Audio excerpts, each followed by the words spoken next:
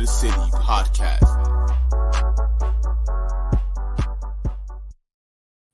And ladies and gentlemen, we are back. Another edition of Keys to the City. I'm your host, Trevor Keys, alongside the big brother, Ted Keys, and the host of the Rich Sports Talk podcast on YouTube, as well as Facebook, Instagram, and Twitter. The Nolan Rich joining us, talking about... Oh, what are we going to talk about? Oh, yeah, I forgot. We're talking about the New York Jets. I'm kidding. It was a joke, Ted. Don't take it all serious, Ted. We can have a little sense of humor over here. I know Ted likes to be all serious over there.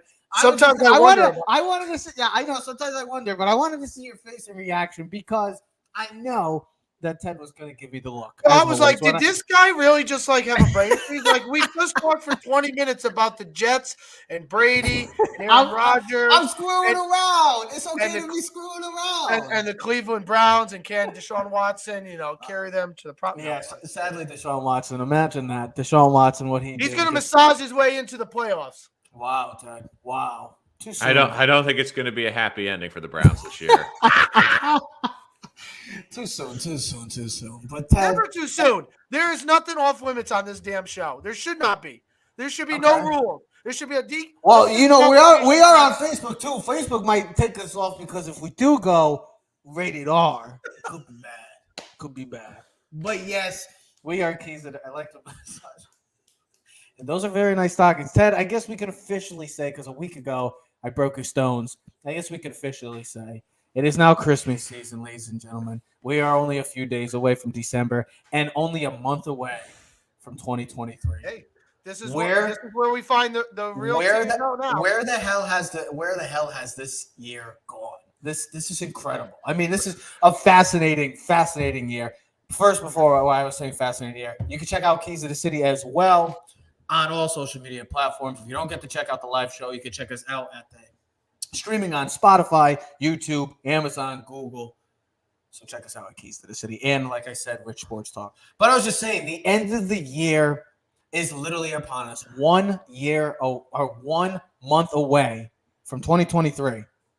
It's been a fascinating football season. It's been a shocking season.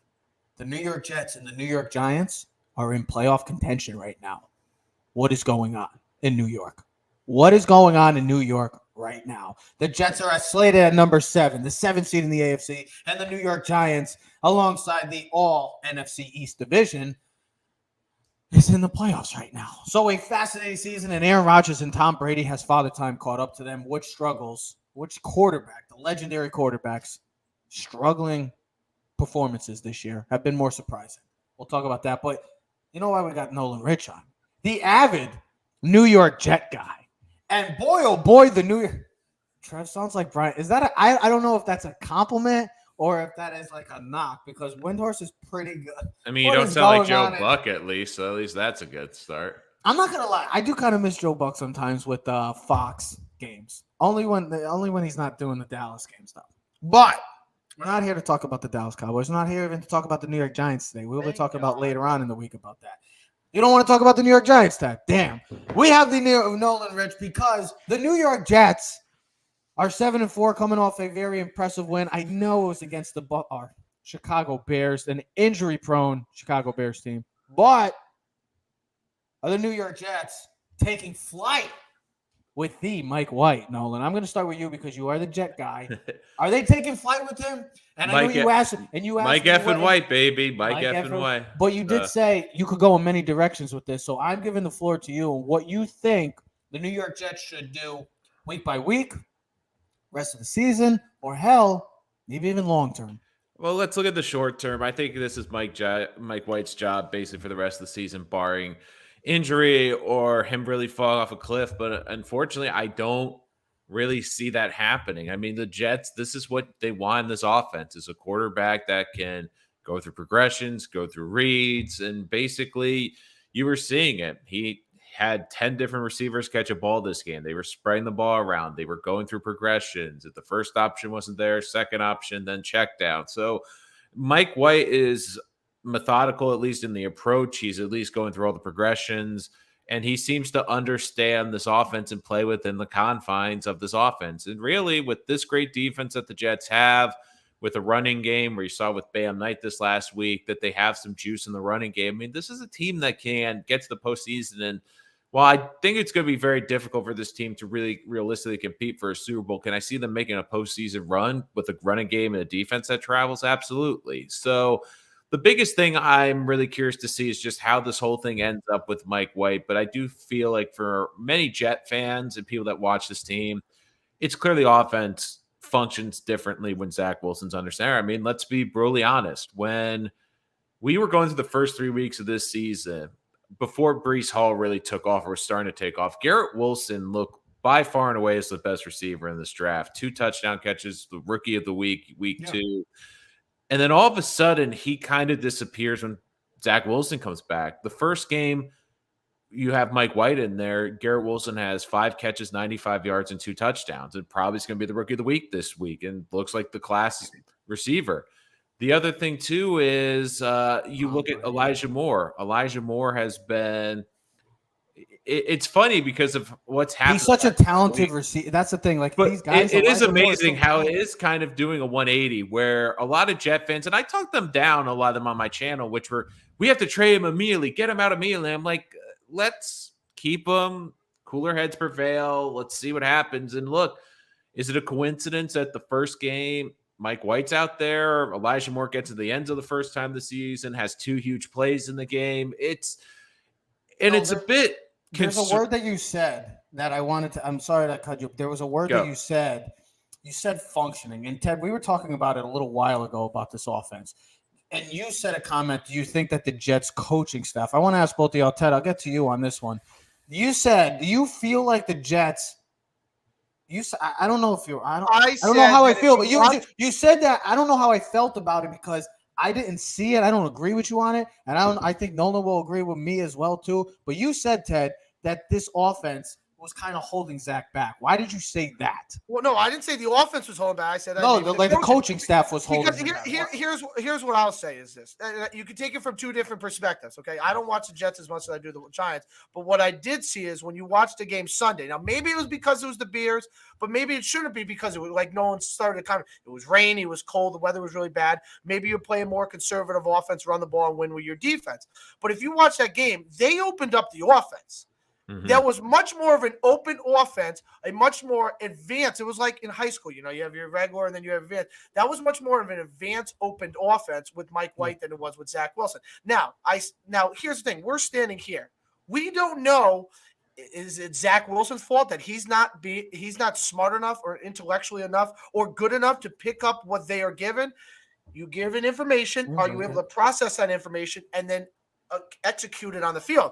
Mike White in that offense looked like the offense that you would want in an NFL offense. When you watch Zach Wilson, that offense looks reserved, almost like a pure rookie who's not ready to take that next step in an advanced offense. Now, right. And you bring up a great point because I had a lot of people on my channel after the Jets game, after that debacle in New England, were saying we need to fire LaFleur, get rid of LaFleur. And I kept saying, guys, it's not LaFleur's fault. How is he supposed to call a game plan when his quarterback can't hit the simple 5-yard slants, hit the checkdowns out of the backfield? Like, you're asking the offensive coordinator to call a game plan, but if his quarterback cannot do the basic functions of a quarterback, what in God's name is he supposed to do? And it's curious because Zach Wilson is head and shoulders more talented than Mike. Like, let's call it what it is. That's why he was deserving of the second but he doesn't have the leadership mentality, and he doesn't have right now, it seems like, the locker room. And that is a huge thing going forward. You can have all the talent in the world, guys, right, but if you don't have the locker room, how far can you go with the talent? You know how you get the locker room? By playing good football. You know how Mike White... But he hasn't. He's been awful, Ted. Here's the thing. The last time the Jets, other than Joe Flacco, had a 300-yard passer was Mike White. Yes. Mike White, now the offense is different. Like I said, you watch the Jets, they run a very conservative offense with Zach Wilson. It's almost like if you watch that New England game, the first one, even the second one, please don't make a mistake. Mm-hmm. Like, don't throw the ball more than 5 yards. Like, it's so conservative. Then you got Mike White out there in the rain, and he's flicking it all over the field like Mahomes. Now, maybe that's just because Mike White's confidence is much higher. He feels more comfortable. But Listen, that should be then Jets- a knock on Jets Zach fans- Wilson because Jets it's year fans two. since 1969 have been begging for a quarterback. They went through the See, Sanchez, I the think- Hackenberg, the Darnold years. They've been looking for Geno Smith. He didn't find his own until 32 in Seattle. They're just looking for a guy to do. No, it's not even. I would say the bare minimum. Don't make mistakes. Like Nolan said, make the easy throws. We got a great rushing attack, and I'm speaking as a Jets guy, and then we have a great defense, right? So we can win football games that way. Zach Wilson couldn't do the minimum. And then you look at Mike White. Sounds like someone's sounds like someone's cutting their hair. Sounds like a barber.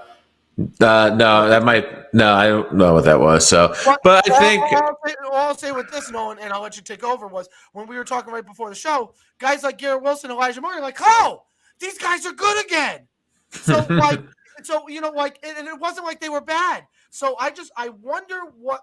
And Trev, maybe it goes back to you too. I wonder what the confidence level with the coaches, because like no one said, Zach Wilson's talented, bro. You could see it in when he was playing in college. He was worthy of the number 2 pick. You could see the arm talent, the athleticism. He could make every throw you wanted. You just sometimes can't tell what's up here and how they're going to be able to handle pressure and how they can execute a game plan, because some guys just can't execute right. it.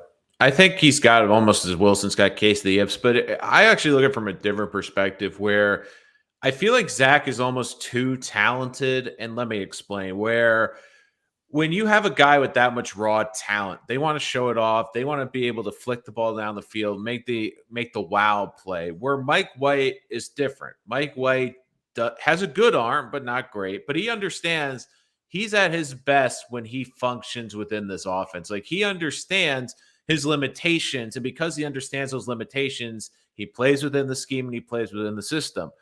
For Zach, I think part of it too is there's a lot of pressure being that number 2 pick. You hear all the newspaper clippings like, okay, is he the guy? Is he the guy?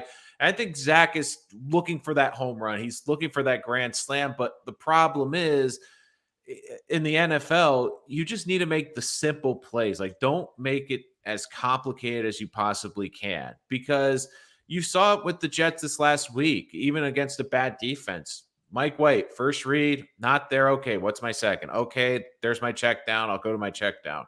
Zach, it was first read.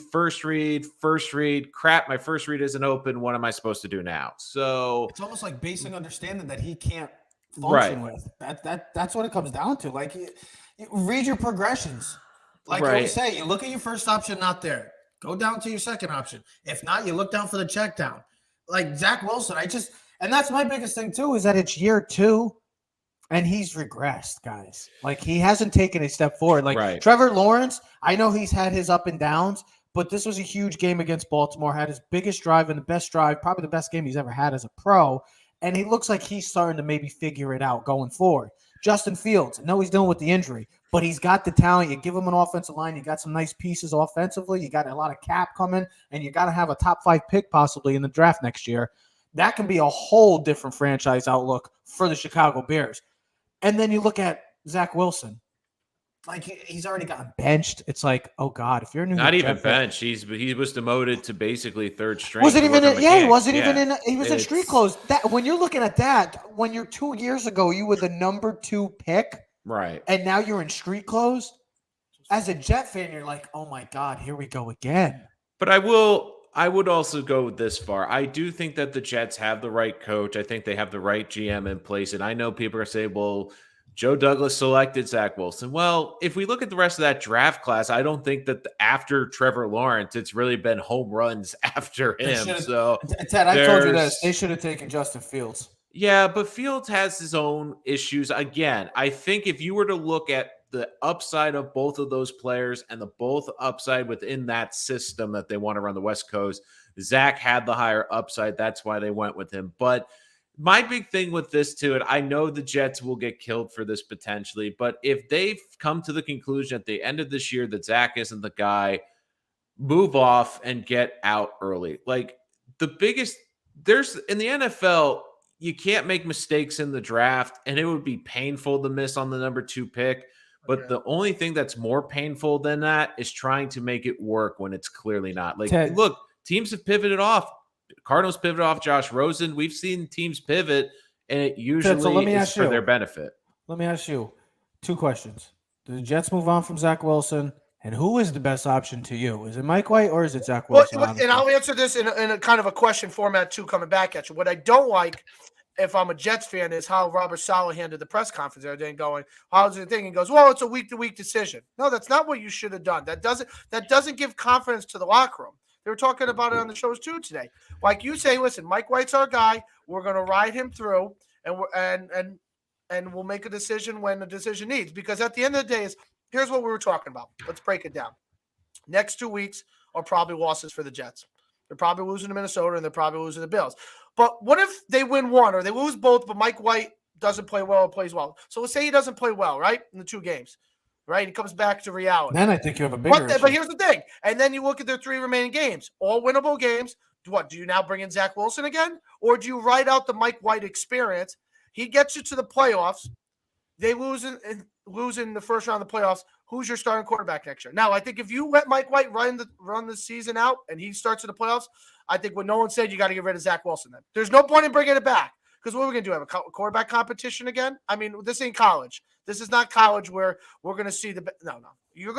It should be going into the offseason, you know exactly who the number one guy is. We're not splitting snaps. We're not playing that game. If I'm a Jets What if fan, it's neither one of these guys? What if it's a Jimmy G? What if it's a Brady? Tom Brady's your quarterback in 2023 or Jimmy G. I'm just throwing funny things out there. No, I know. But I think you got to write out the Mike White experience. You cannot. I think no one will agree with me. I think you cannot be playing this wishy-washy game back and forth. Well, if Mike White doesn't play bad, we're going to bring in Zach Wilson. Then you can't do that, bro. You got to have some unity. Right? So ride the Mike White experience out. See what he gives you.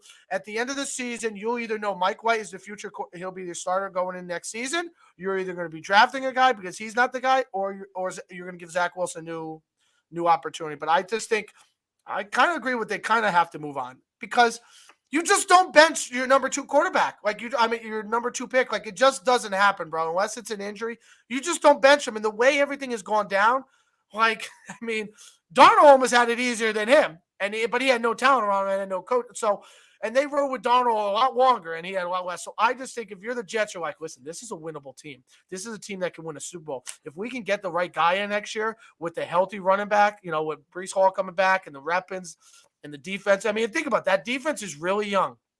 They're going to be much more improved, even better next year under this system. All right.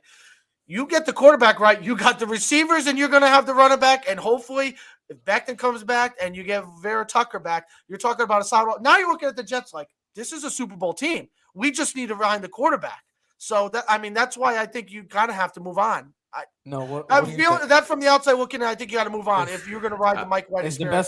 Is the best option Mike White for the rest of the season? And, for the rest of the season, I do think it's Mike White. It'll be fascinating. I think a lot will be telling. I feel that this Jet organization, again, as much as fans they've invested a lot. The number 2 pick is a high investment when you look at what Zach Wilson is. And look, people might not like it, might not like to hear it, but I don't think that they want to give up on him that quickly. Now, do they bring in a veteran next year to compete with him? I think Maybe try to make it work. Over with. But I think it's over with. It'll be telling.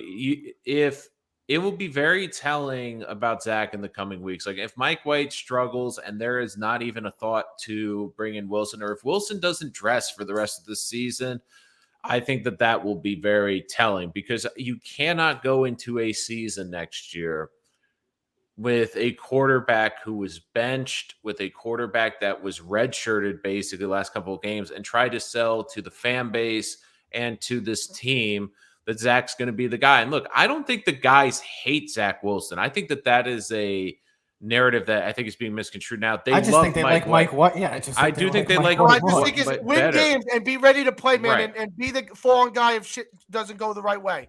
Right. That's what it comes down to. You're the quarterback. When things go right, you get all the praise. When things go wrong, you have to take the blame. You have to be the fallen soldier. I mean, that's what it comes down to. You have to be the leader. Some guys get it and some guys don't get it. All right. And I think, like we were talking off the script, Kyler Murray just doesn't get it. All right. He just doesn't. Certain guys do, bro.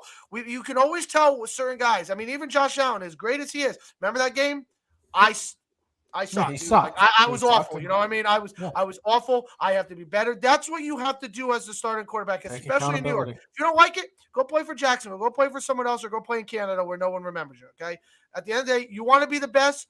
You got to handle it, bro, and especially in New York.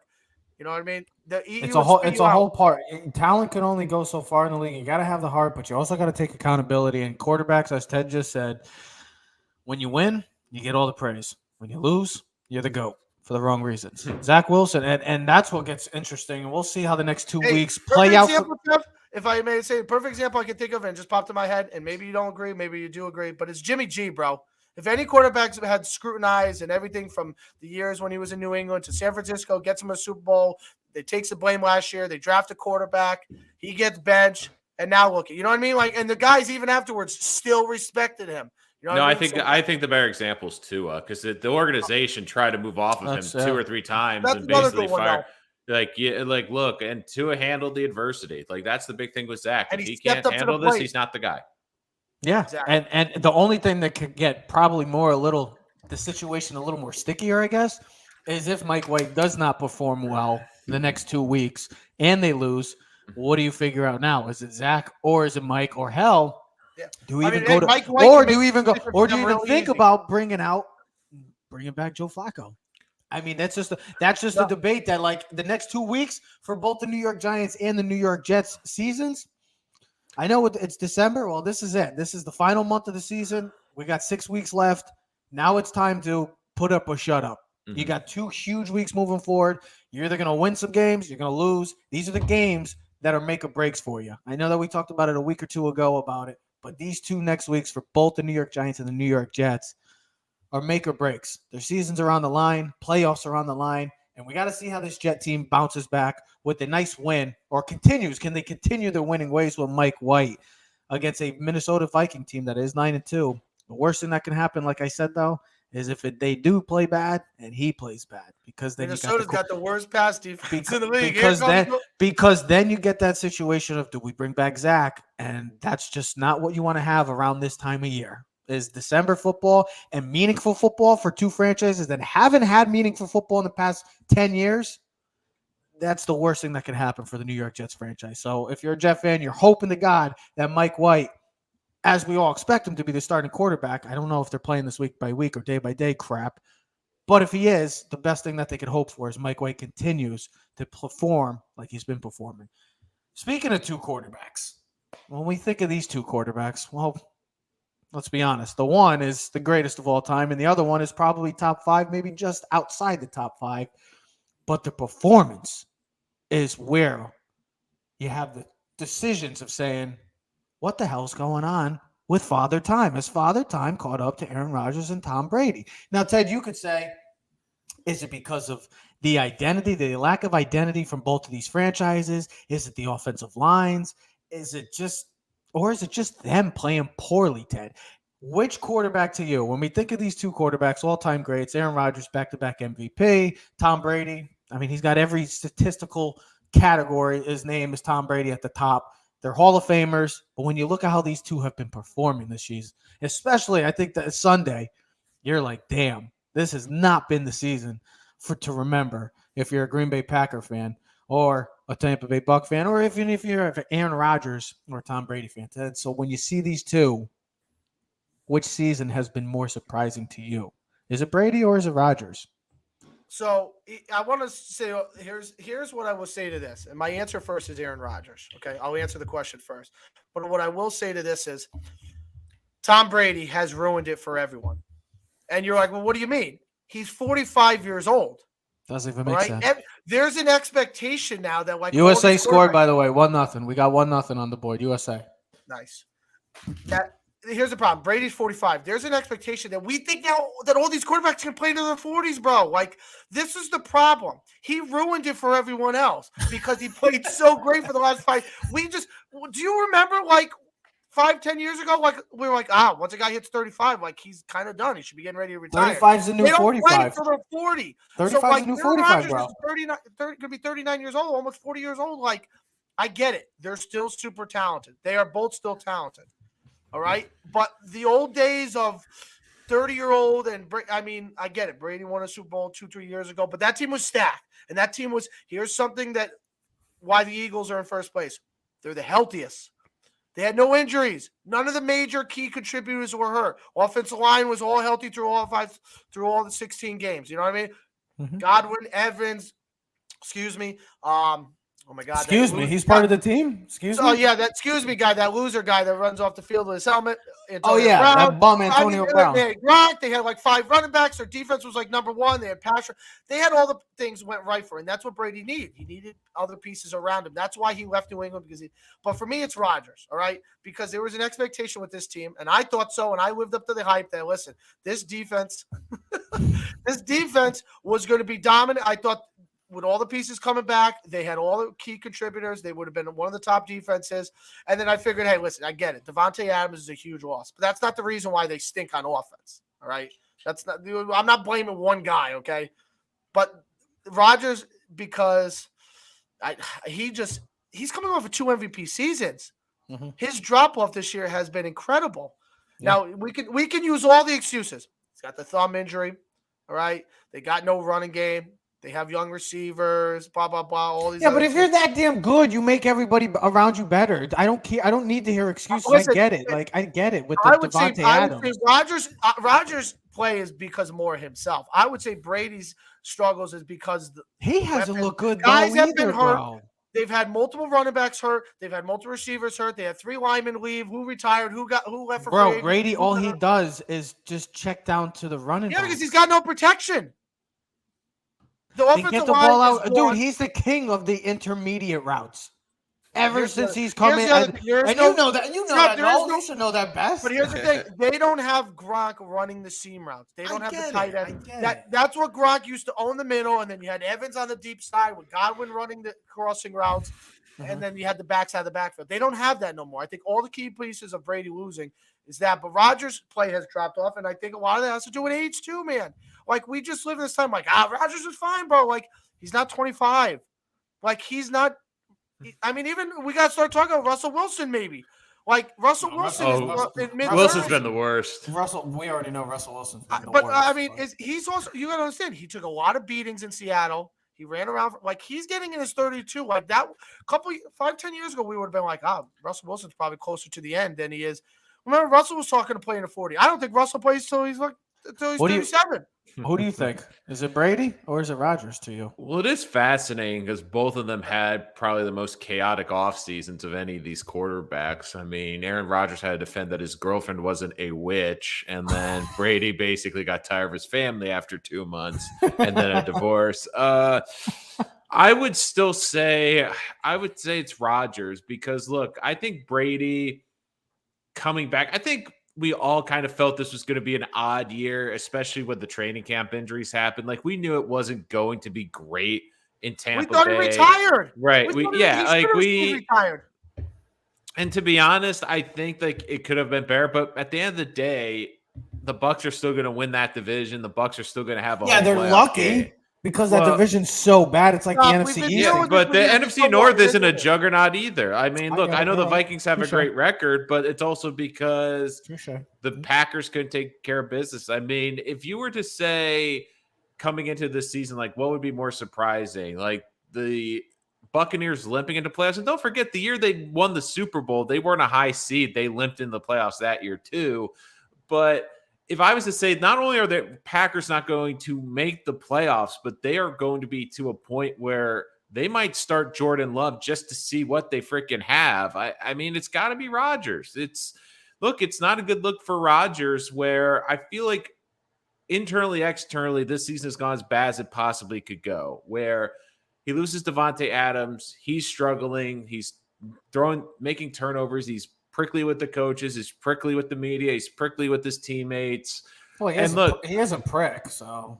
I mean, that's the thing. But the thing, I do think Rodgers in his head wants to get out of Green Bay. But the problem is now, what team is going to want it? I saw earlier in the chat, someone said, Aaron Rodgers, the Jets. And I said, as a Jet fan, I want Aaron Rodgers nowhere near the team. I understand the talent. I understand how good he is. What about Brady? Well, Brady, I'd rather Can Can see you him go to imagine Brady. if Brady went to the Jets? Listen, here's the thing. I'd- Both of them I- are mulling retirement. Like, here's the thing. Like, there's not to say that this conversation 6 months from now, both of them are retired. Right. But the thing with Because Rodgers, Brady though, had enough, and Rodgers. I mean, he was talking about last week. He's like, right. Rodgers, like like, I don't know. Like, I think I'd be more surprised if I think Rodgers retires before Brady, to be honest with you, because I think Brady. That's fascinating. I think That is Brady, crazy. to me, you can tell how much he loves the game and he doesn't want to let go. He loves it so much. He said goodbye to his family. Yeah, Rodgers is just he just looks at it. I think Rodgers is looking. I mean, he's with the Jeopardy thing. I think he's already looking forward to his next career, and he's basically been hinting at this for like 3 years. And it's amazing because history's repeating itself, a la kind of Brett Favre, where it's going to be this kind of: do we let him go? Do we have the right replacement behind him? Like, Look, the Packers screwed themselves when they decided to say, "Hey, let's give him 3 years and 150 million." yeah, but they also said they were also 3 1-year contracts, so it wasn't that huge of a And deal. no- Look, they would have, yeah, but if they didn't do it, they would have gotten buried saying, "Oh, well, you're moving off of like the best quarterback you've had. You were the ones that failed Aaron Rodgers all these years." Like they would have gotten obliterated for that. So look, I feel they were in a no-win situation. This is what happens with franchise quarterbacks, and will be fascinating as they get older in their careers. Is as a team, you understand the value of the quarterback. And will you be willing to take a risk on these older quarterbacks where it could be like Denver, where they hit their wall a lot quicker than you expected? Or could they be kooky like Rodgers or all over the map in some regards like Brady? So look, I'm more surprised with the Packers because even with the losses, I still felt that this was a team to make that the the playoffs. bare minimum. I mean, we were You if thought you came, both of the but you thought both of these franchises were. I mean, yes, Tampa looks like they're probably still maybe going to get into Dude, the I thought the playoffs as Packers the. would have been one of the 1 or 2 seed in the NFC. Right. I mean, That's we what both. predicted. These are two of the Super Bowl favorites. Most fans, most people in the Right. sports world expected that Well, these two here's the would other be thing. You also look alongside at the NFC North. the Rams too. Like Right. alongside the When you look Rams. at the NFC North, and like Nolan said, you looked at them as no different than the trash you take out at the end of the week for the garbage man. You're like, all right, well, the Packers will do what they do. They'll split with Minnesota, crush the Bears, crush the Lions. There you go. There's your 5 wins in the division. They'll, and then they'll find ways to win like they always did. They'll have 11, 12 wins. They'll make the playoffs as a 1 or 2 seed and then get knocked out again early. But to be where no one's talking about, they're going to have a top 10 pick. I mean, it's a whole different ball game. And I think realistically, I know Rodgers are going to play this week. There, he said it. He's going to deal with it. They lose again. You got to let the Jordan Love show go, and let's just see what you got. Either you find out what you got for the future with him, or you find out what the NFL see what they got in him, so you can at least flip him for some draft capital. Because right now, what would you give up for Jordan Love? Nothing. 6th-round pick. That's the situation you're falling in, and I think San Francisco's in the similar predicament. A little bit different because they don't have a 2-time MVP quarterback sitting there. But like, what do they do if Jimmy G takes them to another Super Bowl or he wins a Super Bowl? Like, you're not moving off of Jimmy G. Like, I'm sorry, but it's not happening. Sorry, Trey Lance thing is going to be another waste. So yeah, you got it. And this kind of stems back to what we started the show with the Jets. You got to figure out who your quarterback is. You cannot be playing this wishy-washy game. Who's your quarterback? What's your future? This guy. Figure it out, and then everyone else out of the building and find a good, reliable backup, and that's it. I'm going to say Brady. I'm surprised with more Brady. Like I expected that the Packers would struggle a little bit offensively. Their whole offensive game plan, I guess, would have changed. We all expected it when Devontae Adams ended up going to the Raiders. But my big thing is seeing Brady and Mike Evans just look so off. Like, this is what was one of the top 2 duos, or top 5 duos in the NFL of quarterback, receiver, tight end, whatever you want to call it. But those two guys, the miscommunication, the lack of communication that they've had, it hasn't looked good. Like Brady looks awful. He does not look good. I get it. Rodgers has looked awful too. But seeing Brady literally become like the check down king this season is as surprising as it gets. And to see him and Mike Evans not have the connection that these two have had since he's come down to Tampa is fascinating, because that duo was like Aaron Rodgers and Devontae Adams. It was up to that par. It was up to that level. And to see them just being so off on Sunday and the games that they've lost this year, lost to the Carolina Panthers. They're not a good franchise. Lost to the Cleveland It's not that Browns. they're franchise, they're just having bad seasons. The Cleveland Browns, like, you don't lose to the Cleveland Browns. I get it. They're going to get Deshaun Watson back, and maybe everything will be different, but you don't lose to the Cleveland Browns. Like, it's just the games that they've lost this year. They've looked awful. They lost to Green Bay. They looked, and all those losses, they looked awful offensively.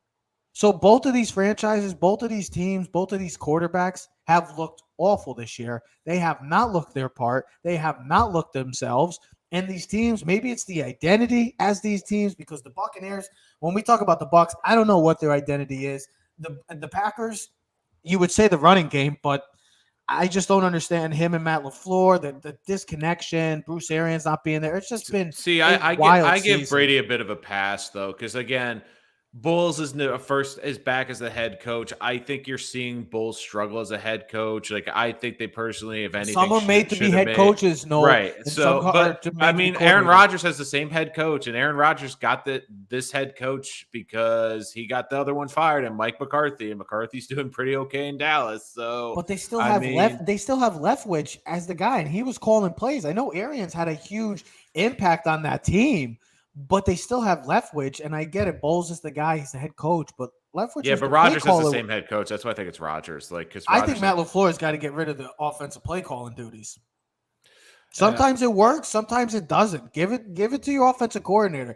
Be the head coach and take care of the team. Don't worry about the offense. Worry about your team as a collective unit. That's what it comes down to. I don't know what's going to happen in the NFC South. It doesn't look like the Packers are going to make it, guys. I think we're all in agreement that the Packers are done. Over. The Packers are done. And do we see the Buccaneers winning the NFC South? Would we get a yay or nay on this? Bucks winning the South. I think the Bucks win the South. I think they find a way to win. Not barely. I think 9. I think. I just don't trust anyone else. 9. I mean, anyone got their schedule up in front? I mean, huge Monday night game next week in Tampa. Saints Tampa is the Monday night game, so that's a huge game. So the they Saints got just lost again. So they got what's the Saints? NFC? Hold on. What is the NFC South standings right now? I got it right in front of me. I got both. So here's what the Buccaneers face the next 4 or 5 weeks. Saints should win, but there's no such thing. At the 49ers, home against the Bengals, at the Cardinals, Panthers, Falcons. So at the end of the day, win your divisional games. Win the divisional games. That's going to be tough. They got 3 divisional games left. If you want to know the standings, I have it up right in front of me too. Give me the standings quick. I think Falcons are second. So what do you want, for the division or you want the conference? Give me the division. I want the NFC South division quick. Oh, I'm sorry. I had the conference up because I wanted to see where they were ranked, jerk. Get it together. I'm always together. Tampa Bay's 1 at 5 and 6. Atlanta's 5 and 7. Carolina's 4 and 8. Saints are 4 and 8. So everyone's still in it, brother. Like, that's how bad it is right now. We're in the final month of the season, and it's literally watching the NFC East 2 years ago. The NFC East 2 years ago. I know it's literally NFC South. Like we might get 6 or 7 wins and get you into the playoffs again. And I mean, to see that the Saints, how bad they've been, to see how bad the Saints have been, to see how bad the Buccaneers have been. Those two teams. They'll get the home game. They'll play Dallas, and they'll knock out Dallas. They'll knock out Dallas, and we'll love it. Yeah, right. I mean, obviously, I would love that too, but let's be realistic. Anybody who wins the NFC South. Brady goes to Minnesota, beats Kirk Cousins, playing in the NFC Championship game against the Eagles. Jalen Hurts. Where's San Fran? San Fran loses? They're going to beat the Eagles. I thought Jalen Hurts was going. And Brady versus the San Francisco 49ers, who he'll be playing for next year. We will see, because it's only a month away, and a huge, when we come back later in the week, huge week of NFL football. My God, there's 5 massive games, implications, AFC Conference, NFC East, NFC Conference. You got the Eagles, Titans. You got the Jets and Vikings. You got the Giants and Commanders, the Chiefs and Bengals, and you got the Dolphins against the 49ers. Boy, oh boy, if you're a fan of those teams, it's crunch time, because all those teams are in playoff. Yes, the New York Giants and the New York Jets are in playoff time, and it is December 1st in just over 2 days. What the hell's going on in 2022? It doesn't even make sense. Something's brewing. Like Brian Windhorst says, something is brewing in New York. Just saying. Keep an eye on it. The Mike White experience. Let's see what happens with that. And let's see if the New York Giants get maybe, other than JV players back. We will see. But yes, we are Keys of the City. We will be back later in the week to discuss a Football Friday. Check us out at social media on Keys of the City. And if you don't get to check us out, we are streaming on Spotify, YouTube, Amazon, Google. We are Keys of the City. We'll see you next episode. We are out.